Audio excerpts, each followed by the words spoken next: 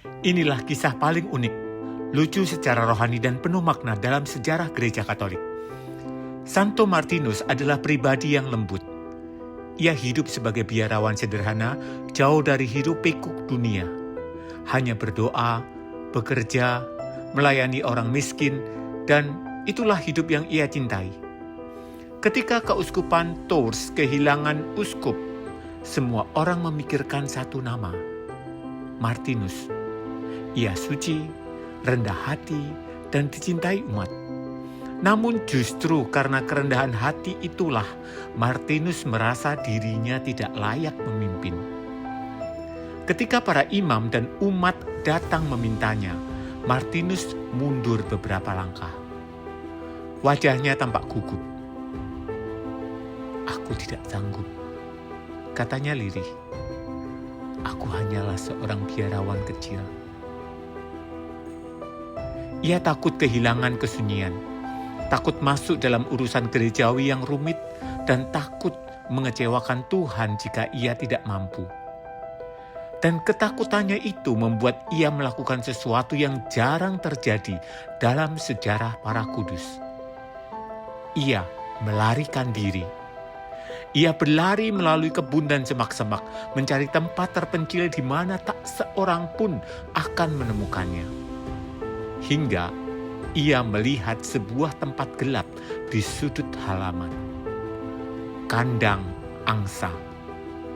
Martinus masuk bersembunyi di antara jerami dan hewan-hewan itu, menahan napas sambil berharap supaya melarikan diri ini tidak ketahuan. Namun inilah bagian paling unik dan lucu secara rohani dari ceritanya.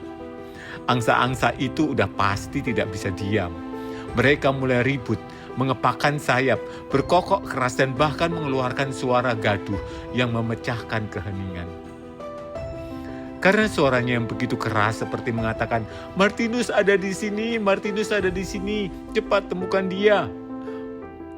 Para imam mendengar kegaduhan itu dan mendekat, dan menemukan Martinus yang berjongkok, wajahnya merah karena malu. Begitulah cara Tuhan bekerja, kadang melalui suara angsa yang ribut untuk menyampaikan panggilan ilahi. Para imam tersenyum dan berkata, "Martinus, kerendahan hatimu justru menjadi alasan mengapa Tuhan memilihmu." Martinus terdiam. Ia merasakan sesuatu yang menyentuh hati, sesuatu yang lebih dalam rasa takut. Panggilan Tuhan itu sendiri. Ia mengangguk perlahan dan menerima tugas itu, bukan sebagai kehormatan, melainkan sebagai pelayanan.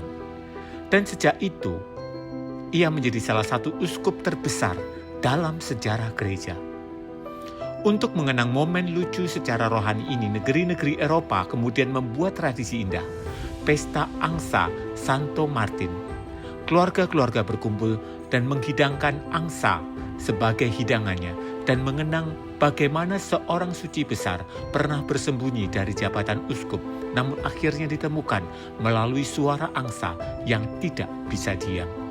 Tradisi ini bukan sekedar tertawa, tetapi mengingatkan kita bahwa ketika Tuhan memanggil, bahkan suara angsa bisa menjadi alat rahmat-Nya.